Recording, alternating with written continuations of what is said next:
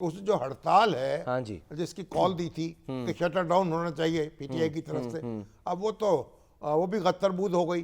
अब पहले ही लोग कह रहे थे कि इतवार को तो वैसे ही दुकानें बंद होती हैं। हाँ जी, तो अब ये हुआ कि बलूचिस्तान में और केपीके में कहीं इक्का दुक्का कुछ दुकानें बंद हुई हैं, हाँ जी। लेकिन लाहौर में तो बिल्कुल एक जश्न का समा था। मैंने शामी साहब और जरा कराची में भी, हाँ और इस्लामाबाद और रावलपिंडी में भी। मालूमात ली तो पता चला कि जो इंटरसिटी ट्रांसपोर्ट थी वो भी चलती रही, उसको भी नहीं बंद कराया। इवन बीआरटी पेशावर में वो भी चलती रही। तो ये क्या हिकमत ये अमली तो थी? कॉल जो है दी ना, हाँ। ये कॉल ही जो थी नामुनासिब थी और देनी नहीं चाहिए थी। अच्छा उसको रोक लेते। सर, कॉल तो पहले दी थी जब उन्होंने। आप एहतजाज की कॉल देते हैं हाँ। और फिर उस पर आप मतलूबा नताज हासिल नहीं करते, तो आपकी ताकत जो है उसको कम होती है ना। जी हाँ। और फिर आपकी जो मामला साजी की जो अहलियत है उसमें भी कमी वाक़ होती है। लेकिन बहरहाल अब जो कुछ भी हुआ वो तो खुद ही किया ना। अब तो वो कह रहे हैं कि डी चौक पे जाना है, सोशल मीडिया पे कुछ वीडियोस गर्दिश कर रही हैं। और हाँ फिर जी, सोहेल अफरीदी साहब जो हैं वो दौरा कर रहे हैं, कोई ट्रक तैयार हो रहे हैं, कंटेनर तैयार हो उनका रहा है। मुआयना कर रहे हैं, हाँ जी, कंटेनर तैयार हो रहे हैं। आज़ादी या मौत उस पे लिखा हुआ है, तो बस मुआयना किया है उन्होंने। अब ये 40 तो- फुट तवील कंटेनर है ये। अगर बीच ये ऑफ बातें लाने तो अब बहुत बड़ी सुलझी हुई करने लगे हैं, तो उससे मालूम है कि गवर्नर्स पे तवज्जो देंगे। और जो हालात हैं उनका तकाजा ये है कि हम यकसू हो जाएं। और ये अभी तो मुकदमे जो हैं, उनकी दरखास्तें, उनकी समाअत हुई है सुप्रीम कोर्ट में। हाँ जी। और 12-13 जो मुकदमात हैं उनके बारे में उनकी दरखास्त कबूल हुई है, हाँ जी। उसकी समाअत होगी।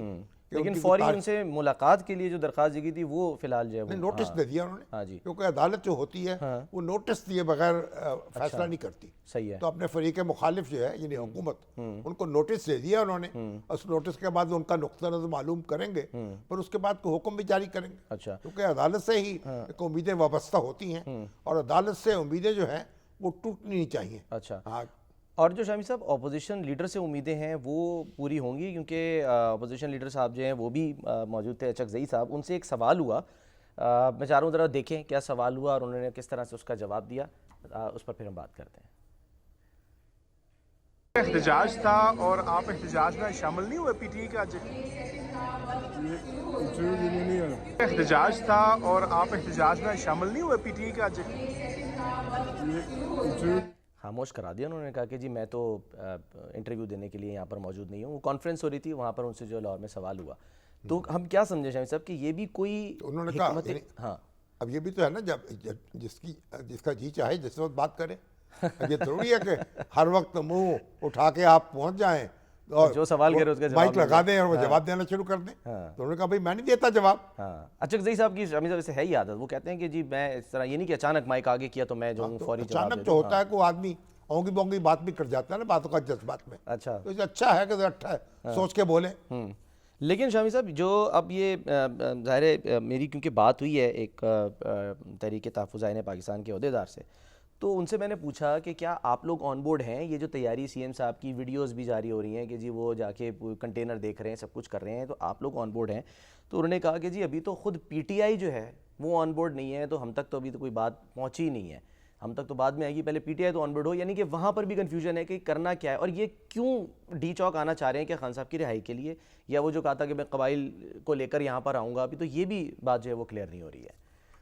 देखे क्या करते हैं। अभी तो सिर्फ कंटेनर तैयार कर रहे हैं, पर अगर वो आएंगे तो इनका इस्तकबाल करने के लिए राना सनाउल्लाह मौजूद होंगे। अच्छा। और फिर मोहसिन नकवी साहब भी उनके साथ शरीक हो जाएंगे। तो इस्तकबाल तो फिर शान शान होगा ना। तो इसमें इस तरद्दुद में पड़ने की ज़रूरत नहीं है। एक पार्लियामेंट के अंदर अपना किरदार अदा करें, एक अदालतों के अंदर अपने मुकदमे लड़ें और फिर बातचीत से कोई उकदा कुशाई करें। यानी ये देखें ना, खान साहब जो हैं यानी उनको सारी उम्र तो जेल में नहीं डालेंगे ना अपन। यानी ये भी तो देखना चाहिए, हमें अपने मामलात भी तो दुरुस्त करने चाहिए ना। एक तरफ हम दहशत गर्दी का मुकाबला कर रहे हैं, अब उधर आप देखिए कि अफगानिस्तान की सरहद जो है वहाँ क्या मामलात हैं, इधर इंडिया के साथ क्या सूरत हाल है। तो हमें कुछ थोड़ा सा तदब्बर से काम भी तो लेना है ना। अब मामलात को दुरुस्त भी तो करना चाहिए ना। अब देख लेते हैं कि क्या शामी साहब होता है, लेकिन फ़िलहाल तो जो हिकमत अमली कामयाब दिखाई दे रही है वो ये कि लोग जो हैं शायद वो नहीं चाहते कि इस तरह के एहतजाज हों और इस तरह से जो है वो थक जाते हैं ना लोग। आप मुसलसल 2 साल तो हो गए ना इसी काम में लोगों को लगा रखा। तो जब इस तरह लोग थक जाते हैं और ये एक सियासी जमातें होती हैं कि गुरिल्ला फोर्स थोड़ी होती हैं, ना कोई जंगी साजो सामान होता है इनके पास। ये तो एक पॉलिटिकल प्रोसेस में जमातें काम करती हैं और इनके जो कारकुन हैं वो एक अपना एक कानून के दायरे में रहकर अपने जज्बात का इजहार करते हैं। तो अगर हर वक्त आप उनको सड़कों पर रखेंगे तो वो थक जाएंगे, और थकेंगे तो पता है कि बेचारे उनके अंदर सकत नहीं रहेगी कि दोबारा घर से बाहर निकलने की। अब मुकदमे होते हैं, गिरफ्तारियां होती हैं, लाठीचार्ज होते हैं, और फिर माहौल भी जो है ख़राब होता है। और ये आप कोई ये तहरीक जो है वो इस तरह नहीं चलती कि अब मुसलसल आप एक लोगों को बस ये कहें कि आप डबल मार्च करते रहें, ऐसे नहीं होता। अच्छा। या बस ये तो धीमे सुरों में आपको काम करना पड़ता है, और फिर ये पॉलिटिकल प्रोसेस हो उसमें तो आपको इलेक्शन पे फोकस करना होता है ना। इलेक्शन ठीक तरीके से हो, मुनसफाना हो, उसके इंतजामात दुरुस्त हों और उस तक मामला जाए।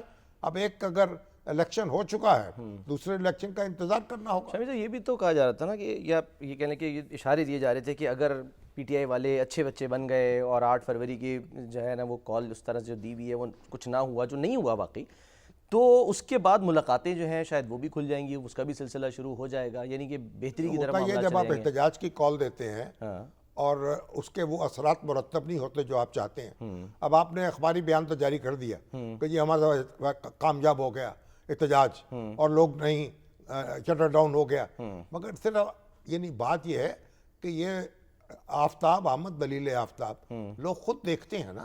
अब आपकी दलाइल से तो यानी वो कायल नहीं होता ना। हाँ जी। लोगों ने खुद अपनी आंखों से देखा है हाँ जी। कहाँ हड़ताल हुई है, कहाँ नहीं हुई है, क्या आपकी कॉल का असर हुआ। अलीमा खान साहब से जब सवाल हो वो जवाब नहीं दे सकी, यानी उसके कि हाँ, नतीजे में फिर आपकी जो आपकी जो यानी ताकत है ना मामला साजी की, वो कमज़ोर होती है। जब आपका एहतजाज जो है गैर मुअस्सर हो जाए तो आपकी सियासी हैसियत जो है उसको ज़ोफ़ पहुंचता है।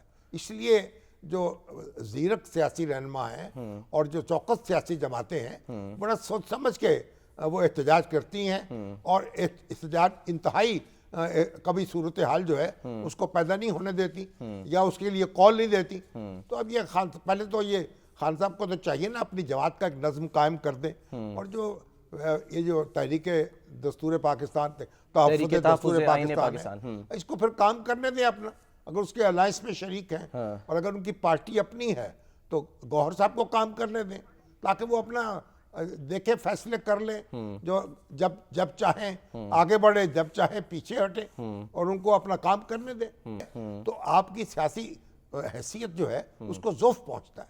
इसलिए जो ज़ीरक सियासी रहनुमा हैं और जो चौकस सियासी जमातें हैं बड़ा सोच समझ के वो एहतजाज करती हैं, और एहतजाज इंतहाई कभी सूरत हाल जो है उसको पैदा नहीं होने देती या उसके लिए कॉल नहीं देती।